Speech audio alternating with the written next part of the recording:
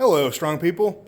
Week 4, day 1 of America's Strongest Man Prep. Big day. We are pressing barbell press off blocks. I believe it's 4 to 6 singles at 385 to 405. If I manage to get 405, that will be a PR. It's going to chip a PR. Well, I should say it's going to chip an all-time overhead weight PR. I've never put anything over like 400.5 or whatever you want to call it over my head. So this is a big one today. Feel pretty good, good sleep, good food. It's pretty warm out, but I kind of like that over it being too cold. So I brought something out that I don't normally bring out. I used to do this all the time in college. I would bring some sort of sugary snack with me, almost like a competition day snack. And I got honey today. So I'm going to be taking some shots of honey as I'm going here, just trying to keep glucose levels up. And we'll see. I think there's some key things that I have not been doing when it comes to push press. I think once I dip and drive, I'm getting lazy. Now, this is one thing that I do like when I do strict press. I don't want to talk too long here because I want to get going. But in strict press, you're essentially turning your body into the bench you're pressing off of. Obviously, there is no bench, so you got to create the bench. You got to create the stability. So I need to be better braced. I need to squeeze my glutes and keep them squeezed, dip, drive, squeeze, so then I can finish the press off of a solid foundation, essentially. Keep upper back tight, everything tight. That is the one thing that I did like that I learned from strict press. And the lockout holds. You're just going to be super unstable if you don't do those things. And what I'm thinking I'm doing whenever it comes to, because I always have that weak point where I fail just kind of short of lockout. I can't press through that because I just don't feel like anything is connected. It feels like I'm dipping, driving, and then just kind of hoping the bar keeps moving and I'm pushing enough with my triceps. And that's just it's simply not enough.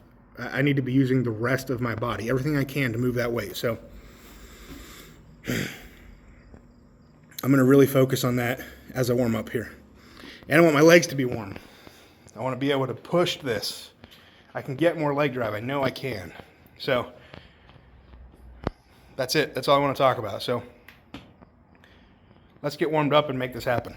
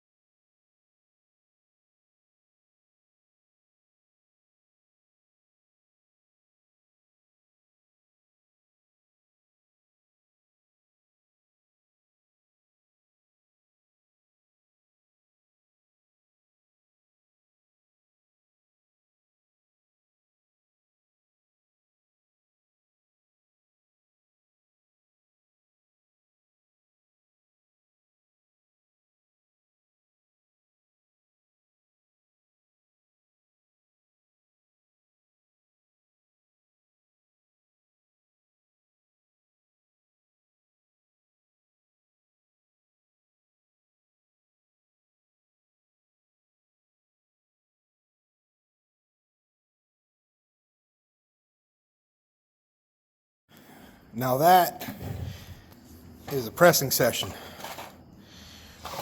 I don't even know how many singles actually. I think I did four at that weight after failing it the first time. So that was 405. I know it's going to be on the screen, but if you're not watching and just listening, I really need to put some music or something over those clips, because when I'm using music, I obviously can't post it like that because it's going to get copyright. So at some point I will fix that.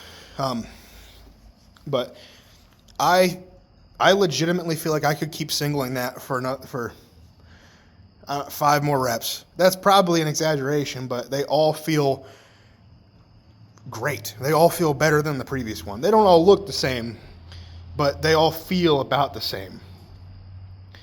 I could keep singling that for, I don't know, I could get 10 reps at that, it feels like. Yeah, that's insane. There's something about, this is an ongoing thing with me in barbell press. I remember feeling this way like all the way back to like when I first started pressing overhead. It's kind of like deadlifts. How it's, I know not everybody probably does overhead press, so I'll relate it to deadlifts. That's more common probably. Although if you're a strongman watching this, you do all of it. So on a deadlift, when you do the second rep, it's usually better than the first. That's just because the bar is falling back into position a little bit more naturally. It's more biomechanical if you're following it the whole way down. If you're lowering it under control, it's going to be mostly in the most biomechanical way possible. So whenever you do the second pull, you're in the most advantageous position that second time through. That's why practicing singles, especially as like a powerlifter or someone going for a 1 rep max, it is important to practice singles, because if your second rep is always better than your first, you don't get a second rep in a powerlifting show or a 1 rep max attempt. It just doesn't work that way. You don't get to pull the first one really badly and then pull the second one to make it look prettier. You need that first rep to be on point every single time. Minimize energy loss, moves everything smoother, leaves energy for the next attempts. So you need to practice singles. You need to know how to pull 1 rep perfectly. And I have an ongoing struggle with that when it comes to barbell press. It hasn't surfaced in a long time because I haven't done any overhead barbell press really. I've had one-offs here and there, but nothing consistently. And I tend to get better as I go with barbell press because I'm feeling out the whip again. I'm feeling out where my legs need to be, leg drive, what's best. Same thing happened today. As I kept going through, I started feeling more comfortable under the bar. I was feeling the whip out. I knew what to happen. Breathing felt good. Everything felt good. That first rep, the very first one I failed at this weight, I unclipped my belt and undid stuff, and I was like, I should have just gone for the second one. Or I should have tried again, because in my head I was like, I have that. I know I have that. But no, like I think I have 30 seconds to make as many times as I want at this weight at the show. But I would rather just practice the singles. I don't want to train for the event in the event of me missing a rep. That seems like poor planning almost. You just want to get the rep on the first try. So I'm very happy with that. That is an all-time. I've never pressed more than 400 pounds. That's 405 there. I really hope it's 405. Let me double check. So there's 225. I have 55-pound thing on there. So that's 220, that's 135 plus 110.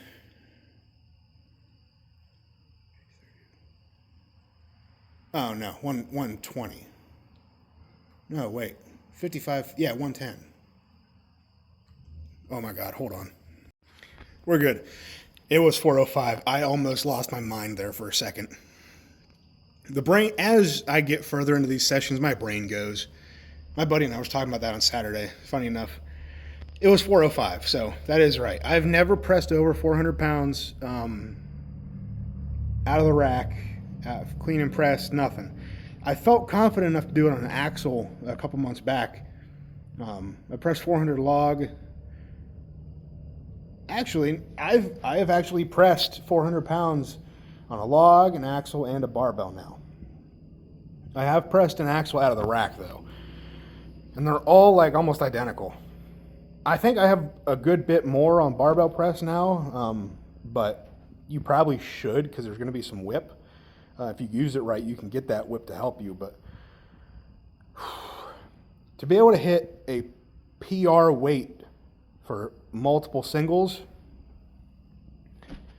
that's a good spot. And there was things that I was not doing correctly that I fixed, which made a big difference. You can see week to week how much better I've gotten. And I hope to keep getting better because, no mistakes can be made whenever the weight gets above this. This is, you can't mess. If you do one thing wrong on these weights, at least for me, if you're crazy, if you can push press 500 pounds, you can get away with some stuff here. So, not me. This is the approaching current one, projected 1 rep max, I would assume, but can't make mistakes with these weights. The first rep that I did on this, I actually lost it out front. I'm actually amazed that I was able to press that out. Before I went to press that first rep that I got on this, I waited too long and I was like, oh no, what am I doing? And then I dipped forward and lost it forward and pressed it anyway, and I was still able to finish the press somehow, and I kind of pushed it back as I'm coming up. So that gave me confidence going forward that if I could have a better bar path, less time wasted in the front rack, that it would move better. And it did. So I don't even know what to say. I know what to say. I got to unload that bar now and go do press outs. So let's do that.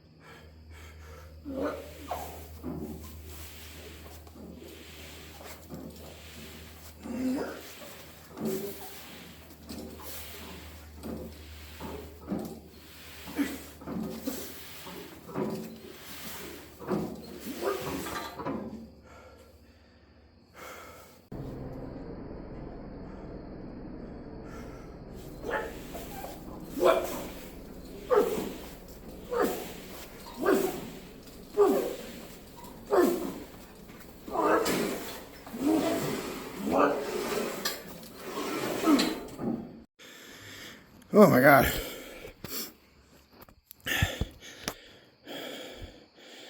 I should have waited to start this. I just finished up the last set of the arm over arm. I'm tired. I don't really have much else to say.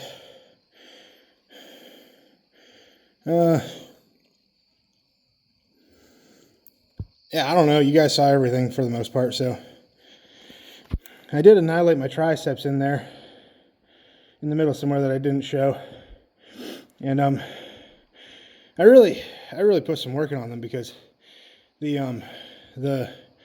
overhead lockout holds were hard. They were very difficult. So it was a good workout.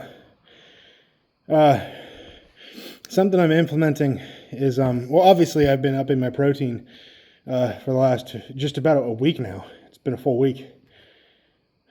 It seems like there's a pretty big difference. My only thing is I want to make sure that I'm not leaving out carbs because I need carbs for this.